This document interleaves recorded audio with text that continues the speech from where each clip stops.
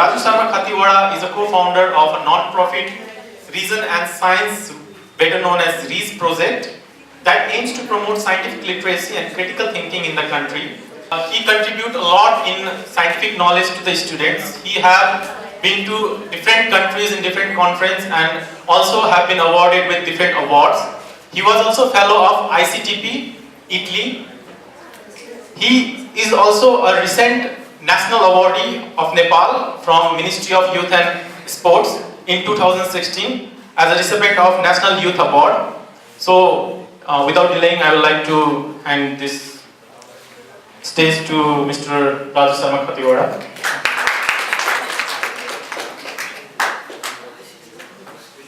Thank you so much, Akash, for that wonderful introduction. Now, as you already know, the topic of my lecture is importance of scientific literacy and critical thinking. First and foremost, let us go into the terminology. What is scientific literacy?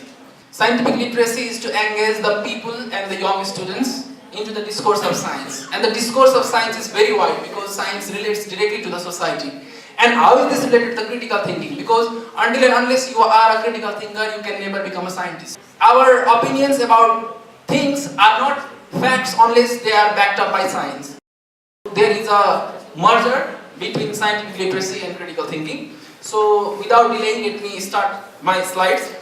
Scientific methodology is very important. Even though you are not doing science, even when you are doing your everyday affairs, the scientific methodology, which is about observing the facts of the world out there and seeing which one makes sense and relating it to your day-to-day life. That scientific methodology is important. Scientific views are not mere opinions but hard-on knowledge about facts. So this is very important. Electron has negative charge, that is a fact, isn't it? That is not an opinion. What attribute of scientific literacy do you have? So I would like to ask this, request the audience to ask these questions to yourself. Knowledge of basic textbook factual information and understanding of scientific method. Now I would like to explain in brief what scientific method is. Okay, what are the different steps of scientific method? Any idea? What are the different steps of scientific method? Like common general steps. Answer? Definitely. No. It was developed in 17th century by Galileo and it is still adopted. Whatever science you are doing, but it has to follow a certain method. Experiment and analysis. What's it? Yeah. So more or less, we can use different words to describe that, but the first and foremost is developing a model. Yeah. Even though it can be physics, it can be chemistry, biology, whatever, but you develop some model to explain certain phenomena, right? And the second one is experimentation. Experimentation to see if the model fits the observation or not. And third is the comparison of the observed and the theoretical impression to see if that is right or not. So if some model passes these criteria, then that is considered to be a scientific theory, isn't it? And there are other considerations as well. For example, have you heard of Occam's razor? Occam's razor. Actually, that is very philosophical, but that is very important. What it says is the number of variables that you bring into your research must be as less as possible, right? And that is pretty obvious because the margins of error can be minimized when the number of variables are less. We know that F equals to mE, but some guy, he came to me and said that I have changed the Newton's law and it should be F equals to K something something and T. But then I explained to him that his model is right, and that was right. But the only problem is it doesn't pass the Occam's razor test because the Newton already has a better model, F equals to mA, and the number of variables used in his model is less. So that's why that model is incorrect. So it often happens that your theory is right? But still there could be some better explanation so as to minimize the errors. And for the sake of comparison, those models which have less number of variables are considered to be valid scientific theories. So this is very important to understand because we generally do not think about these things.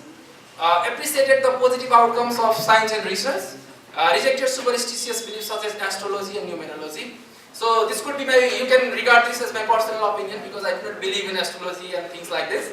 But there are still people who personally believe in these things. We have freedom in 21st century, we can live in our ways, that's fine. But as long as we are doing science, things like this, our personal opinions, our subjective biases as to what something has to be, should not affect what we are doing.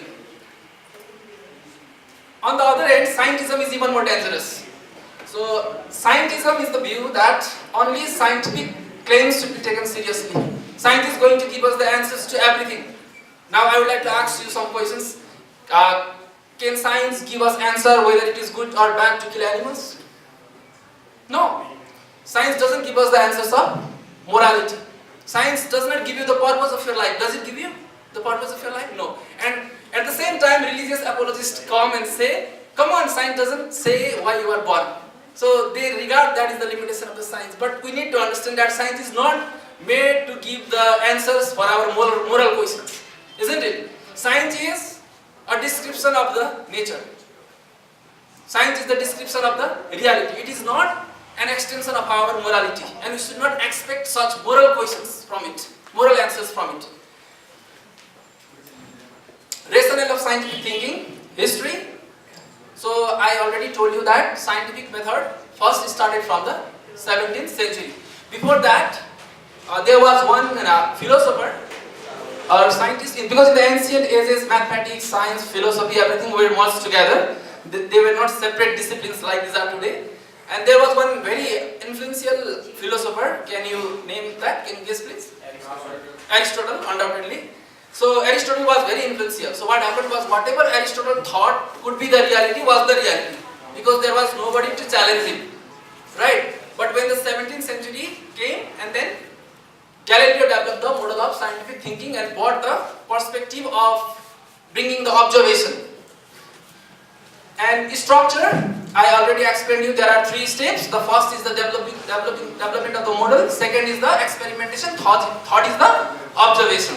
And formalism. Now this is very important. Whatever science, whatever theory we are talking about, that has to be backed up by a mathematical structure. Unless and until that is the case, that is not the case, that theory is not regarded as a scientific theory. Okay, just to give you a brief overview of these things, because these things are understandable. Okay, these things are understandable. So let me take this opportunity to explain this to you. What happens is, whatever things happen in our nature, in the physical world that we know, it would be more precise to say that, okay? The physical world that we know, because there is a lot that we do not know. So let me reserve that into the physical world that we know. Then what happens is, every interaction, every phenomenon that is happening in this world, it falls under 4 categories. Any idea what they are?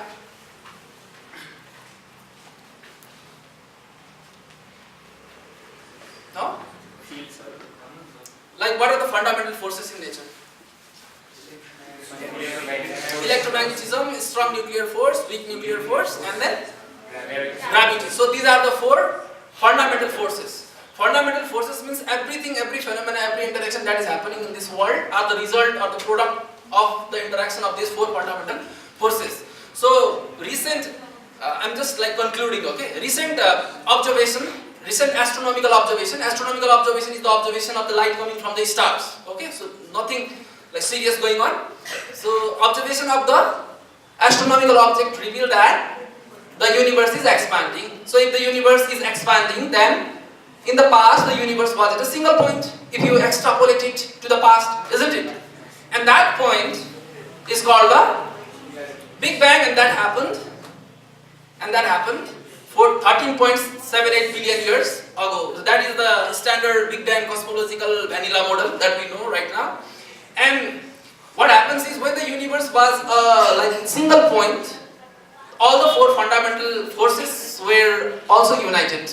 As time passed on, the fundamental forces were separated. So that's why when we are studying Newton's law of gravitation in the first chapter of our class 9-10, we are not studying nuclear interaction there.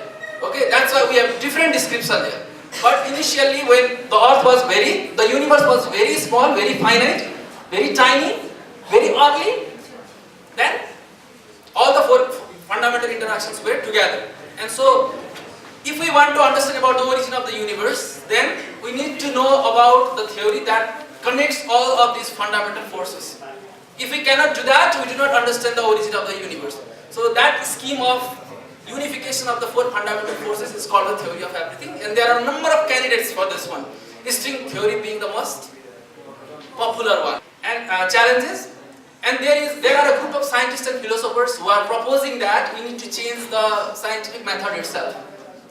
I already told you observation is the final criteria for a scientific theory. So if you cannot experiment and observe a given theory, then that theory cannot be a scientific theory. So what happens is, when our universe was very small, the temperature of the universe was very high, and we cannot replicate those conditions in the laboratory of our Earth. We do not have that much enough energy to replicate those initial conditions. So that's why we are not able to test those theories. So even though those theories are very promising, very elegant, they are still not considered to be the mainstream scientific theories. And so certain class of scientists are proposing that we need to change the scientific method itself. And they are proposing that a theory that is elegant enough should not need observation to verify it. Let's see what will happen. Okay, because scientific discourse is something that is likely to change, unlike the religions. Have you ever heard of religion being like revised over time? No, isn't it? But the beauty of science is that it can be revised. What Newton came up with, that has been replaced already. But it would be more precise to say that, rather than saying that Newton was wrong, it would be more better to say that Newton's understanding of the universe is only applicable to a certain range, where the things do not move too fast, and where the things are not too small and not too big. Okay, so the kind of world that we live in is called the classical world, and the Newton's laws of mechanics are applicable in this world. But there are also other different kinds of world that are only like reachable with some imagination, and those worlds can be microscopic world, large scale structure of the universe, isn't it? So when you look at the microscopic world, there are quantum particles, and there are weird things happening. For example, in our world, is it possible for me to be at multiple places at the same time? No, right? That is not possible in our world. But this is exactly what happens in the quantum world all the time. Right? So similarly, large scale structure of the universe, they are so weird that beings like us who evolved in a pretty average three-dimensional world cannot comprehend. That's why Einstein says that common sense is that layer of prejudice laid down into mind prior to the age of 18. Generally, you know, in day-to-day conversation we tend to say, don't you even know this? Like, this is common sense. But actually in science, common sense is a dangerous thing. Because science doesn't agree with common sense. Oftentimes it happens that you feel that this has to be right, but it is actually not the case. A problem worthy of attack proceeds what by fighting. Actually, this involves a long story, which I don't have time to talk about now, so I will just skip this slide. Now, I will relate, since my lecture is about the merger of scientific literacy with critical thinking, I am going to talk about different logical fallacies. So, appeal to common sense, I already talked a lot about common sense. Now, ad hominem. Ad hominem. How many of you are familiar with this one? No? Like, this is called the ad hominem attack. For example, if you don't like the person, you don't agree with what he is saying, even though that is true. That is called ad hominem attack. I don't agree with you because I don't like you. Okay? So these are the logical fallacies. We should try our best, as students of science, we should try our best to avoid these situations. Because unconsciously we are also victims of these logical fallacies we are using in our day-to-day life. Argument from ignorance.